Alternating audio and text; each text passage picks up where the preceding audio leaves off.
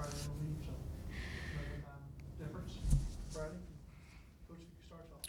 Yep, just looking forward to the game tomorrow against Texas Southern, and another opportunity for our team to come out and compete, and another day they don't have to practice. Eric, it's kind of unique. Johnny Jones hired you at LSU, and then a couple years later, you hired him at Nevada. Just how interesting is that? How would you describe your all's friendship and relationship? Really unique how the relationship started. Had an opportunity to go to Minnesota with the Timberwolves and Flip Saunders, and Flip had played for my dad and was coach, part owner of the Wolves, and it would have been, really comfortable for me because I've known Flip for so long. And Johnny called. They called the same week, actually.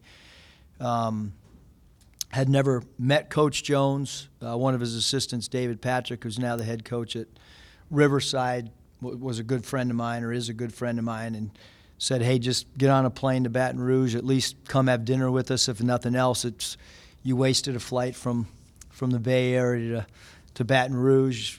And I just, really liked Coach Jones a lot, and sat down with the family, and we wanted to stay on the path of college coaching. And so passed up what could have been a really comfortable situation with the Timberwolves, and to go with Coach Jones, and it was awesome. I learned so much about recruiting the year that I was there at LSU, and so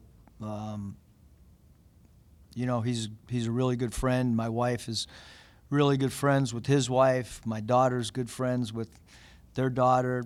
John Jones Jr. played for us for a year at Nevada, so and then it branches out. I mean, Derek Syak is on staff with Texas Southern, and Brandon Chambers was our ops guy at Nevada, and now he's an assistant coach there. So, it's like an extended family now. And then you hired him.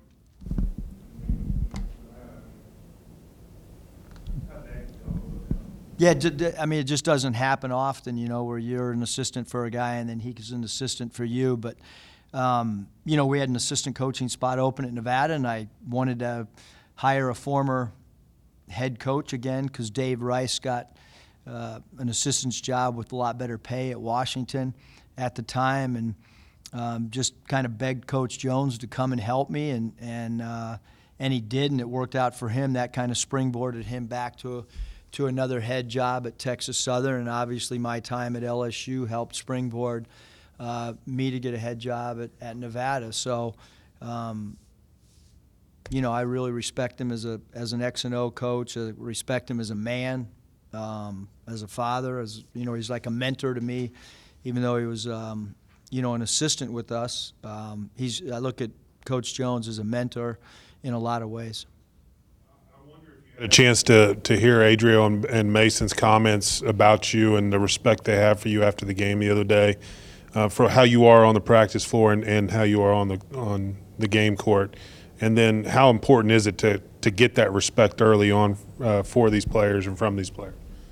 Yeah, I haven't. My wife made a comment the other day about, how positive their comments were. And, I think like with, anybody in life, they just, you just want consistency, whatever that approach is. I think the key with player-coach relationship is that that the player just thinks that you're trying to help them become as good a player as they possibly can. And certainly, that helps us become a better basketball team, the better that our individual players become. And with that comes getting them out of their comfort zone.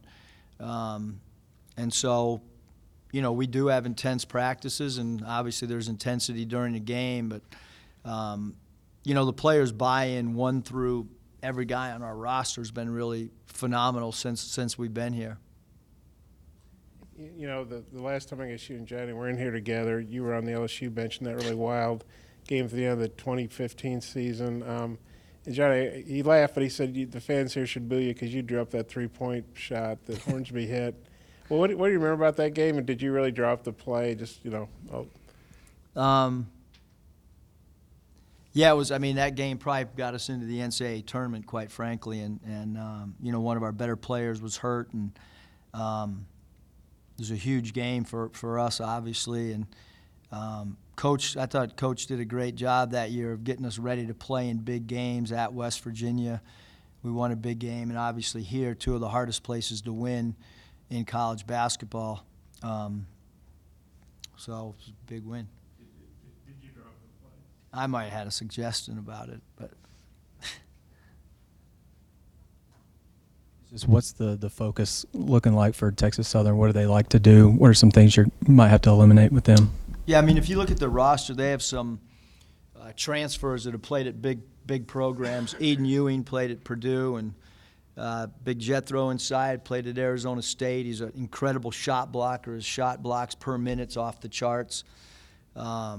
They got a Texas A&M transfer. They got some guys that are really talented, and I think the biggest thing is just like another opportunity to play against somebody that we feel could win their league.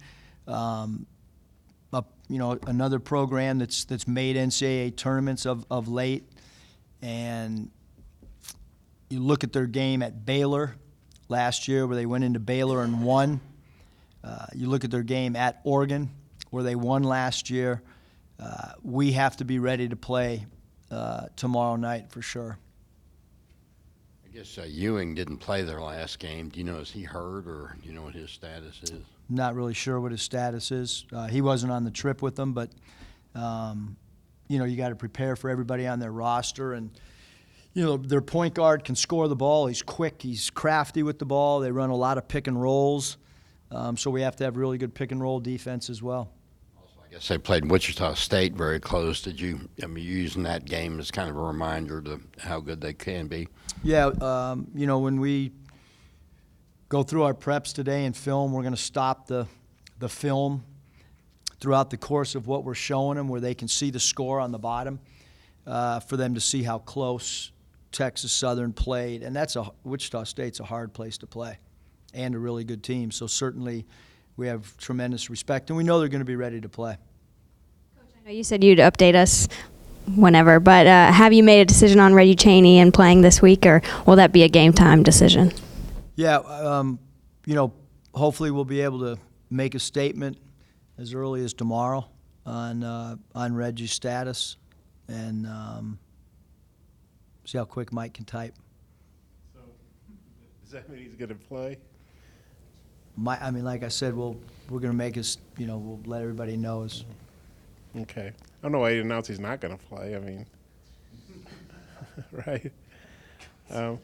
Okay. Hey, John Jones. We might. You never know.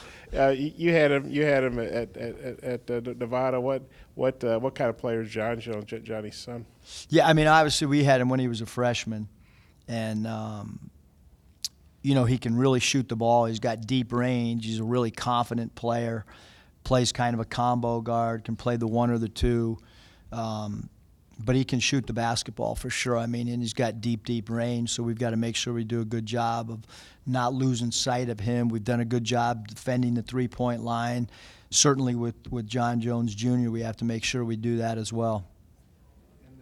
And Johnny said he really enjoyed playing Friends, but that I guess the Hoop Group, or whatever the company is called, put this this exempt event together, matched up you guys. It's a good game for them. It's good money for them. They have to play a lot of these guarantee games. What are your thoughts about playing, Friend? I'd prefer not to. Friday we got Todd Lee coming in, and Todd and I, Todd worked with us with the Rapid City Thrillers way back, and was an assistant at University of San Diego, so I met him many years ago. But a lot of the schedule was already done. We didn't schedule Texas Southern, and we didn't schedule South Dakota, because those guys are friends, and I would just prefer, to play somebody else. But the good thing is, when you do play a friend, when the game is over, you're able to exchange ideas and thought processes. And the Montana staff, they have some guys on staff that are really good friends of ours, and some guys from the Bay Area that we're able to kind of give them feedback on what we saw with their team, and they gave us some great feedback on our team that kind of gives us a view or from a lens of an opponent and what they're trying to take away from us. And certainly when we're done playing Coach Jones on Wednesday, we're going to share ideas with their staff for sure. And I know come Saturday when we're done playing Coach Lee's team, we'll certainly share ideas. So I think there is some benefit to doing it because certainly I want Coach Jones to win every game possible other than Tuesday night, and the same thing with South Dakota after our game with them on Friday. You know, obviously San Diego State was in your old league, and they had to play there too. Even though they're 0-3, they played through pretty tough teams at their place. How prepared do you think they are to come in here when they've already played 3 road games? Yeah, I think because they play so many road games in non-conference, because they play in so many big buildings and they play in front of good crowds, they're kind of immune to it.